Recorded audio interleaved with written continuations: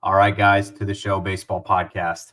We have Zach Messenger on the program today from the New York Yankees system. If you're not too familiar with Zach, he just spent the 2024 season down in Somerset, pitching in Double A for the Yankees. And Zach, I know kind of been talking a little bit. I know other than sicknesses and things like that that have been floating around, how's the off season been treating you? Off season has been great. The wife and I, we made a little bit of a move. We were in Tampa the last couple off seasons. Right now we're in Charlotte. I'm working out down at Tread. Me and a whole lot of other pro guys are down there. My first year of it, I had heard nothing but good things. There's a lot of guys in the Yankees org that do Tread both in house and on the remote side. A lot of big leaguers have been using their remote program, so it's something that I was really interested in, and we kind of got lucky with an opportunity that opened up to actually move here for the off season. So I've been able to go in house every day, get a new environment, get kind of a fresh set of eyes for myself, and kind of pick a whole bunch of different guys' brains between the coaches there, the players that come in, stuff like that. So it's been a really good experience for me, a super productive experience. Body feels great, arm feels really good. I feel like we're just now starting to get that build up to where live at bats and stuff are coming, and I feel really ready for that. So all in all, it's been we got super blessed with the opportunity to be able to come down here after the end of the season, and I've seen nothing but really good progress for myself. So that's I've had quite a few Tread guys on this offseason. I have Zach Kelly singing the praises in the Red Sox system, and I've had Trent O'Donnell on, and Brendan Nail, all sorts of guys that are down there right now in the Carolinas. And for you being the first offseason with Tread, you were saying, what kind of things have you noticed that have been like a big difference in how you go about preparing compared to like previous off seasons? Um, I'd say the preparation is still pretty similar. A pretty in-depth, like strength and weight program, pretty in-depth throwing program. Really, I wasn't looking for a change in routine. It was more just what other stuff can I pick up by talking to different guys. My coach Justin Nicolina, he played for a couple of years with the Miami Marlins. He's got Showtime. He being able to pick brains with guys like that. Guys that have a feel for a game, a feel for being a starting pitcher at the big league level, being able to talk mechanics, being able to talk pitch design, maybe in a little different way. Not so much in the sense of I like one way more than the other. It's just trying to be a sponge, trying to like pick up everything. How much stuff can we throw at the wall and let it and just kind of see what sticks? So really, I'd say the biggest change is kind of the off-season environment for me. It's all done in-house. The facilities down here in Chad are really second to none. Like they really only stack up to like the Yankees facilities, like big league sort of off-season training facilities.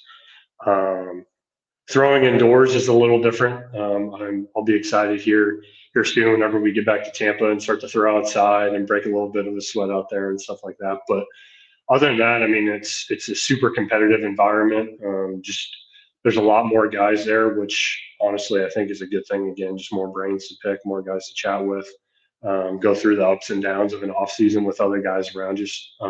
So really, it's been a lot of positive change and just trying to pull as much as I can, just really be a sponge in this whole thing.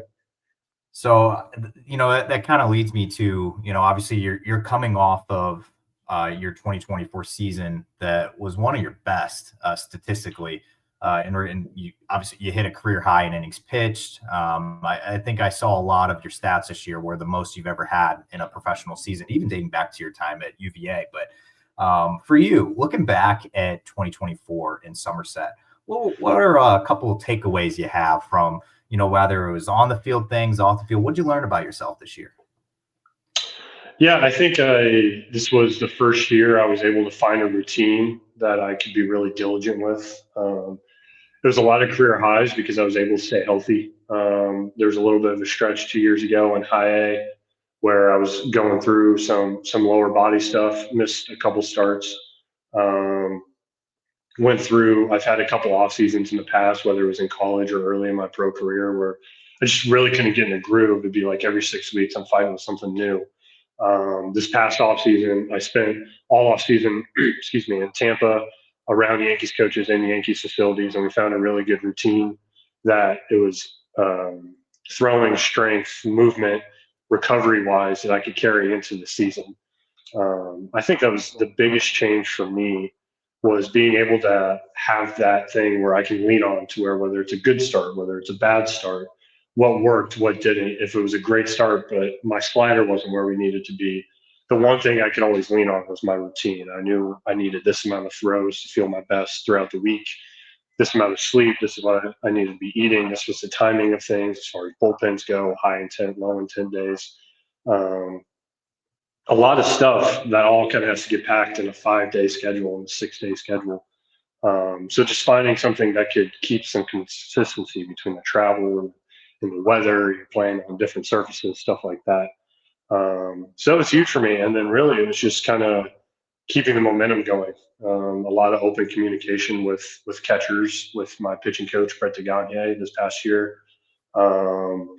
Just trying to get a little bit better each week, truly.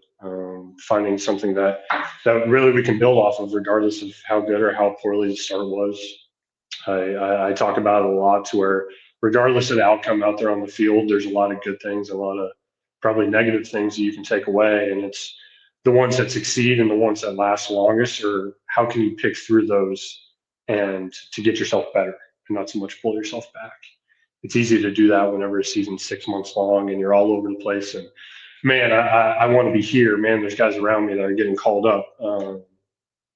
That sort of thing. There's guys that are getting certain recognition, and being able to kind of have blinders on, enjoying the environment I was in, but being able to just focus on the day by day.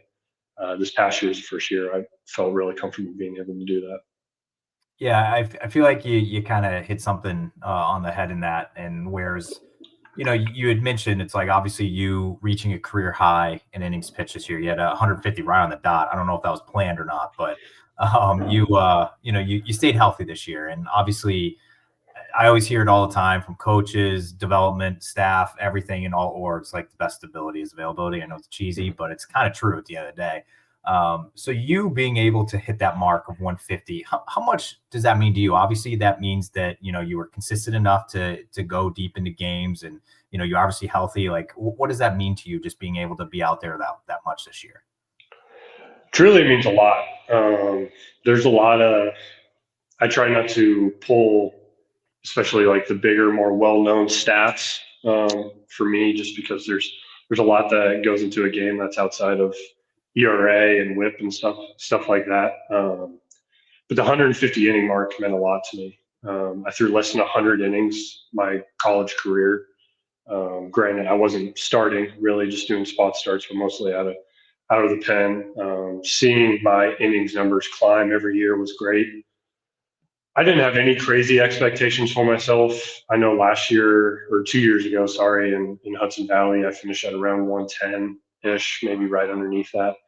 And so building on that, maybe I can get an extra 15 innings in. Like, what's that going to look like? But truly, I just wanted to be consistent. How long can I stay in the game? How long can I be effective for our team whenever it comes to winning? I very much remember my last start at home that got me to the 150. I knew where I was at in my pitch count. I had 2 outs in the sixth inning. One more guy, pretty much, get out of it. And I come in. Well, I can't remember what the score was, but you would have thought I just closed out the game. I was pumped up, high fiving, slapping my pitching coach on the chest. And he was like, he just took it. I was like, yeah, like really good, strong 6 innings. I just look at him like that was 150. Like there's one number in the back of my head I had those last couple of weeks of like that's past the strikeouts, past where the walks are at, and everything else. Like showing that consistency, showing more, just proving to myself more than anybody else, proving to myself that I was more than just a 5 inning guy. Like I can go out there and be a workhorse for a really good team and a really good league. So it meant the world for me. I was super excited. It's probably the biggest goal that I set for myself was just trying to build on my innings number, not really knowing what that number would be. So 150, I mean, it's a pretty even number too. So it's a pretty good one to hang your hat on. So I was pretty happy with that. I was pleased. Yeah, it's pleasing to the eye. Obviously, on the old baseball reference page, just seeing 150.0, it's nice. But yeah, I like asking that question because obviously, like you had said, I know sometimes the game has gotten like very analytical, and it's to where it's like obviously you could look at your ERA, you could look at WHIP, whatever it is, and I just feel like the innings pitched stuck out to me the most when I looked at your stat line because that is so important. I feel like it's kind of rare these days to see guys at 150 in the minors throwing for that. Even in the majors, if you got a guy that can throw 150 innings in a season for you, it's like you almost take that as a win. Just because pitchers, get injured so often, it's just part of the game. So I do want to ask about some other things as well this offseason. And I are you a big social media guy at all? Not huge. I mean, I'm on it. I'm pretty much on all the platforms, and I really just use it more just to kind of keep up to date with stuff. I very rarely post. I probably make a couple posts a year during the season and for bigger events for my family and stuff like that. But not a huge social media guy, no.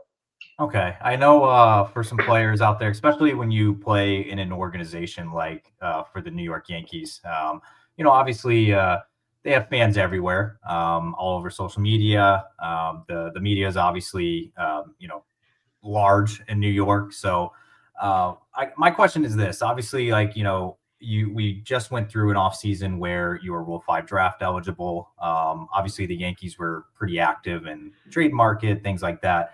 Um, at one point, do you feel on edge at all in the off season? I guess being a guy in your position, being like a prospect that's in their top 30, and I guess just do you ever feel on edge during the off seasons? No, not really. I feel like there's a time and a place to where you can build yourself up and tear yourself down, sort of. You hear a lot about guys talking about outside noise and stuff like that. And I'm a firm believer in what you take in is what you're going to believe. If you're going to take in a lot of negativity, if you go searching for what people are saying about you, you're going to start believing what they're saying, regardless of how close or how far away they are to the field that you're playing on, the work that you put in the gym that you're going to every day. Um, so no, I wouldn't say I'm on edge. I really try to just keep it day by day. I continue just to stay focused as far as this is what I need to get done today. This is what I need to do to feel good for tomorrow, feel good for a bullpen I have in a couple days, stuff like that. Like it's very my daily. I get to the gym pretty early. I'm usually like an 8:30 guy. What can I do in this time span? 1 o'clock if I have from 8 to 1 blocked out. What can I get done to better myself, to trampoline myself to where I want to be tomorrow, next week, next month, sort of thing. So there's a lot of stuff that goes on business wise in baseball. Like you said, there's a lot of media that whenever it comes to Yankees and Yankees prospects, and there's people, not comparing you to anybody, but there's people like you that are out there that like they do this for a living and this is what they need to do. And that's, I'm doing what I'm doing for a living and this is what I need to do to be successful. And so I try not to get too jumped in, too on edge on anything. It's regardless of where I'm at, who I'm with, who I'm talking with. I know what I need to do to be aligned, be happy with myself, and have myself ready for the next season.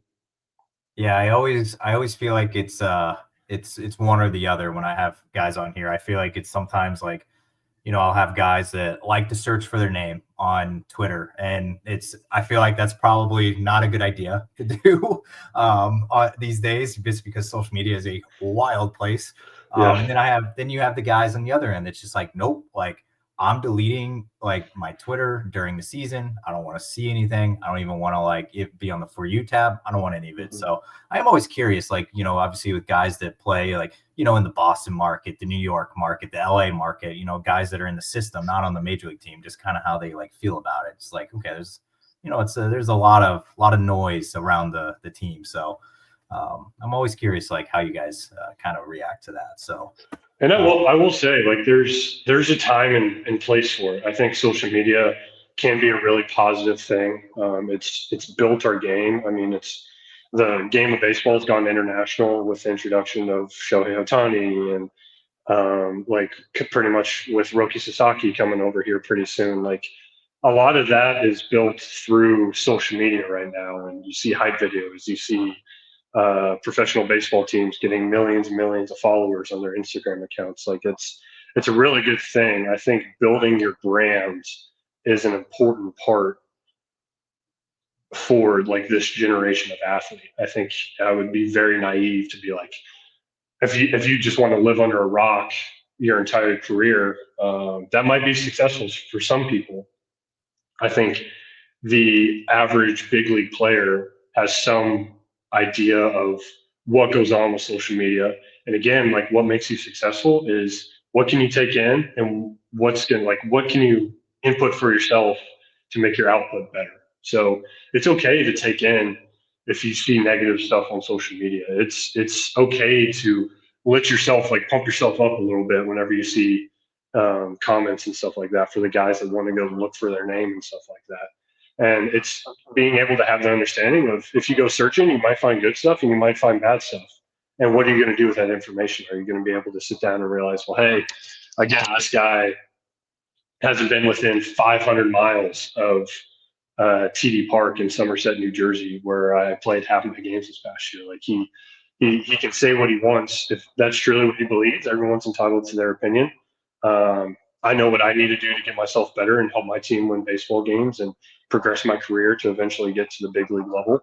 And I can take that in. I can say with a smile, if I ever met the guy, I'd probably shake his hand and we'd all go our separate ways. So I'm not against social media whatsoever.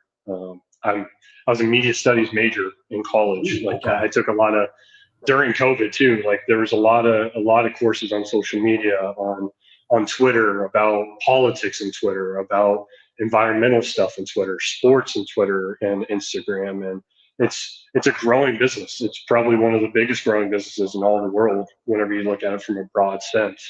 A lot of good and a lot of bad can come out of it. So it's just how can you filter through all that stuff?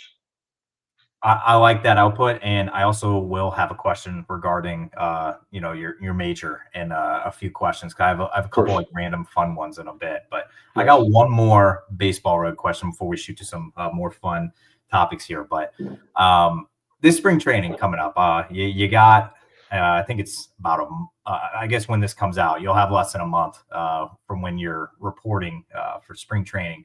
And I know you'll probably, I don't know if you're getting down there sooner. I don't know what it is, but for you though, obviously you put up 150 innings in Double A this year. I'm not going to assume where you're going to start in 2025, but whether it's Triple A, I mean, or whatever it is. But I think this spring training is probably one of the biggest for you, just because you are getting a lot closer to the bigs. What kind of things are you looking forward to get out of this upcoming spring training? Yeah, I'd agree with you. I think this is a really big spring training for me. This was a really big off season for me. Being able to come down here to tread and, like I said, just trying to be a sponge before what is going to be a really big March for me and in a February for me was really important. As far as what I'm gonna looking to get out of the spring training, it's I just want to go out there every day and show the coaches that this is who I am and I have the ability one, excuse me, to continue to better myself off of what I was last year, whether that's physically, mentally, how I'm thinking about the game, all that stuff, showcasing that because that's pretty much what spring training is it's a tryout. You're facing off most of the times it's against your own guys, your buddies in your own organization, but you got a lot of coaches, a lot of internal scouts, a lot of front office people watching. And whether you're a guy that's trying to go from low A to high A last year, or whether you're a guy that is a fringe big league invite guy and trying to make it to the show, everything's sort of a tryout. So personally, I'll be down in Tampa a little earlier. Before spring training actually starts. Kind of get back into the warm weather, get a feel for being back around the coaches. Have a lot of dialogue of what I picked up on this off season. Where can we go from here? What's my next couple of weeks and months going to look like moving forward? Once we get to spring training, and then after that, that's the business of baseball. There's people that make a lot more money than I do right now that make those decisions. Truly, all I can do is go out there and give my 100% every day, give my best. This is all I've got to give today. Um, and really just let the chips fall where they may. It's what I did last season is great. That's already happened. Decisions based off of what I did this past season have pretty much already been made. Truly, I see spring training as like this is a fresh start of okay. They're looking to see, can you build off of what I just did? How consistent can I be? Is the Zach Messenger they saw last year going to be the same Zach Messenger whenever it comes to potentially starting in AAA or making a big league call up or something like that?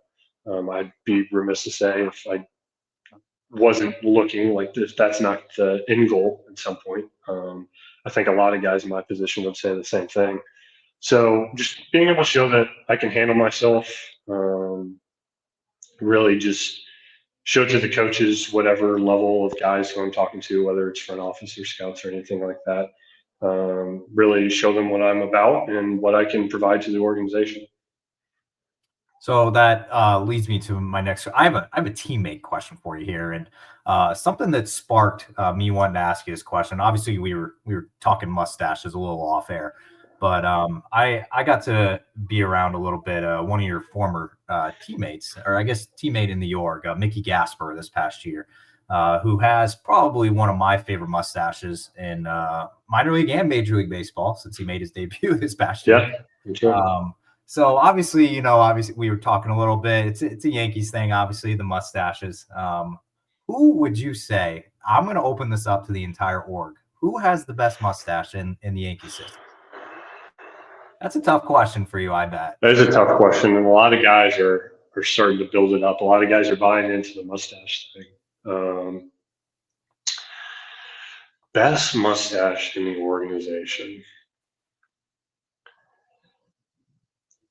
It's tough not to say Austin Wells. Truly, I mean, Okay. he's talk about a guy that's really bought into it. He used to be a clean shaven guy.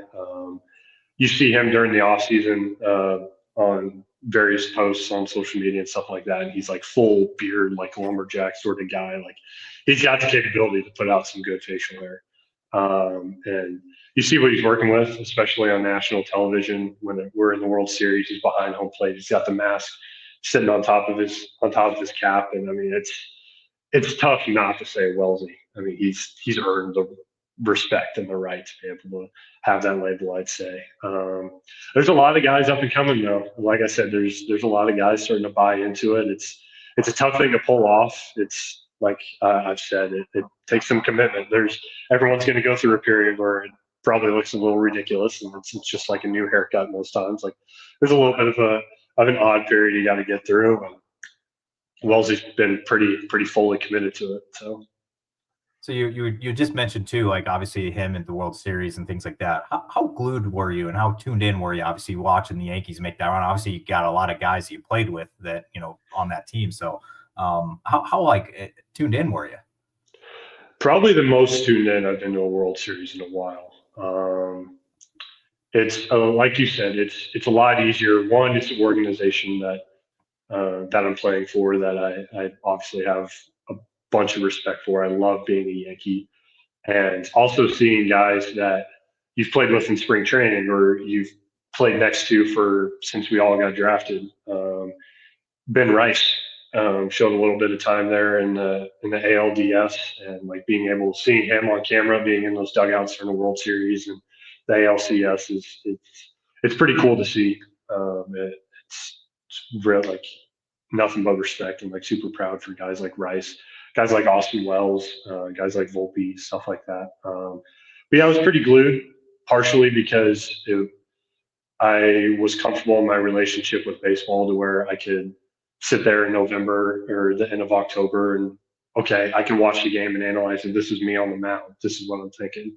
If I'm so and so up to bat, if I'm Alex Verdugo up to bat, like this is what I'm thinking. This guy's probably going to throw me here, that sort of thing.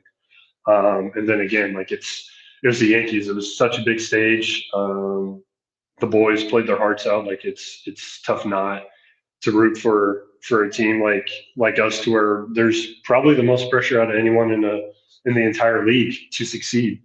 And we were really close. Ran into a really good team and organization in the LA Dodgers. As far as like tier one pedigree, I put us up there with the Dodgers as far as their development process, both pitching and hitting and defense at the minor league level, and then the success they're able to produce year in and year out at the big league level. So I was pretty glued in. It was fun. We hate to see how it ended, obviously, but I have all the belief that we'll be back there next year. All right, I'm gonna read you off a few names right here, and I have a question after this. Um, I'm missing some names on this, but I have here's some names that I wrote down: Andrew Abbott, Zach Geloff, Griff McGarry, Mike Vassell, Kyle Teal. Those are just a few of the names that you shared a roster with while at the University of Virginia. Um, is it cool seeing guys around, minor league baseball and even get up to the pros like Zach Geloff this past year? Those are just names that I like could recognize. I'm sure there's many other while you played at Virginia that they all got drafted. I'm missing quite a few, so please forgive me on that. But just seeing guys spread out around the league, having success, like how cool is that to see, like, the Virginia guys doing something like that? It's awesome, man. Honestly, I know you ask anything, and every single one of those guys are going to say the same thing, and that we have a lot of respect and pride for the success that we had, the time that we had at UVA, what we were able to accomplish with going from really a down stretch for UVA baseball standards all the way back to the College World Series. And seeing guys like Abbott and Geloff, Mike Vassell is about to get a really good opportunity with the Tampa Bay Rays. Guys like that, it's really cool to see. I love if there's any box scores that I'm ever looking at. I try to keep a mental clock of like, all right, today's an Abbott start day. Okay, let's see how Geloff did, and even guys that I didn't get the opportunity to play with. Ernie Clement has really started to make a name for himself. He was always like a fringe guy, and he really came up big with the Toronto Blue Jays there at the end of the year. Guys like that it means a lot to be able to say, yeah, I came from UVA. There's a super high standard that comes with being a part of such a program. We're super proud of it. I'm super proud to be with those guys. I know there's also guys. I played against Nick Ken a whole bunch this year. Nick Ken was drafted the 11th round the same year I was drafted. He played shortstop for us for 3 years. Same recruiting class. I love Nick. He's in the Rockies organization right now, and so we took Hartford in the league semifinals this past year. Played Hartford a good amount too, so being able to see him was awesome. Kyle Witten's a guy that made it to AAA this year in Durham with the Tampa Bay Rays. Kyle Witten's one of my favorite dudes of all time. So we've got a lot of guys out there that are holding it down. Super proud to be able to wear Virginia across their chest at one point in their career, and just trying to take everything we learned from Coach O'Connor and that entire coaching staff and continue to apply it to our everyday life on and off the field. It's easy to see what they've got going at UVA, and then look at the success their guys are having at the professional level, and there's a lot of really big correlation there. Yeah, I actually, something funny. I was kind of, when I was going through some of those names, I was like, man, I spent a lot of time like going to a lot of international league games, around like Buffalo, Syracuse, Worcester, and then I was in the Eastern League for Double A as well. I spent a lot of time in New Hampshire and Portland and Hartford and things like that. And I was kind of thinking back, and I'm like, the two best pitching performances I saw this year were two UVA guys, which was kind of like hilarious because Andrew Abbott was just lighting it up for. He's with the Nationals, org. He's with the Reds right now. The Reds, he's with the Reds, yes. And then the other one was Connolly Early with whenever he got up to Double A in Portland. Yeah. It was one of the best pitching. I know he was after you, but it was kind of insane. Like I was kind of going through and I was like, wow, like UVA guys are kind of producing right now. So I always like to show a little love to where. Absolutely. I got two questions left for you, and I'll let you slide. They're random questions here, so please bear with me. This is kind of gonna go towards something we talked about earlier. With you kind of brought up what you majored in when you were in college. I like asking this question to guys though. If you were not playing professional baseball right now, what would you be doing with your life? So my go-to answer is always there's a guy by the name of Jason Zillo in the Yankees organization. He's pretty much like the media go-to guy at the big league level. Zillo's been you see interviews with Derek Jeter, and you see interviews with guys like Alex Rodriguez and Joe Girardi, and these big time moments, these championship winning moments, and in the background is Jason Zillo. Like he's the guy that everybody knows who he is. He's the middleman between players and the media. He does media training.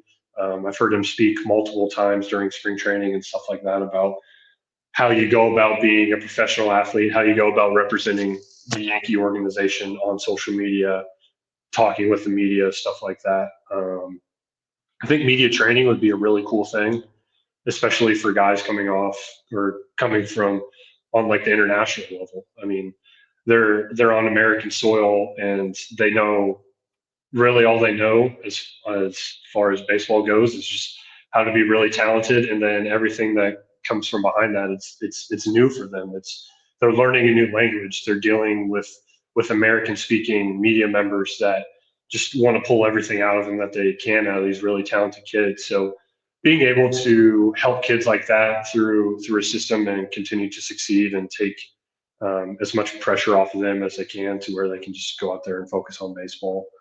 I think it would be a really cool thing. So, I mean, I've talked about it to where I have the utmost respect for like SIDs at like big collegiate like collegiate departments. Like I was a huge fan of Scott Fitzgerald, who was SID for the baseball team whenever I was at UVA. Learned a lot from him while I was going through my media studies education. So I have a lot of respect for the people that get to be that middleman between team, players, superstars, and the media. So I think that'd be a pretty cool thing to do. That's the most unique answer I've gotten so far when I ask that question. I had a lot of guys on here. Like, I feel like a lot of baseball players nowadays, like I get like the two like main majors I hear is like psychology and kinesiology. So I like that. I like that answer idea. That was Thank you. I feel like it's unique and you don't hear that too often. I got one question left, and it's a food question because I am a big food guy. Me and the wife love trying new places and things like that, but we also have our staples, and so that's what I'm going to ask you about here. I need a Mount Rushmore from you, so your top four, and it's got to be fast food chains. They can be sit down or they can be drive through. What would be your top four? Wow. Top four fast food chains. It's tough, man, because you'll be thinking about it later. Like, man, I forgot about that. Yeah, exactly. I'm going to think about so many other ones. All right. This is in no particular order. Nope, just your Just Mount okay. Rushmore.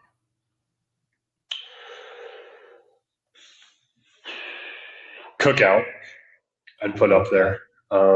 We didn't have. I grew up in the Midwest. Had never heard of a cookout until I got to UVA.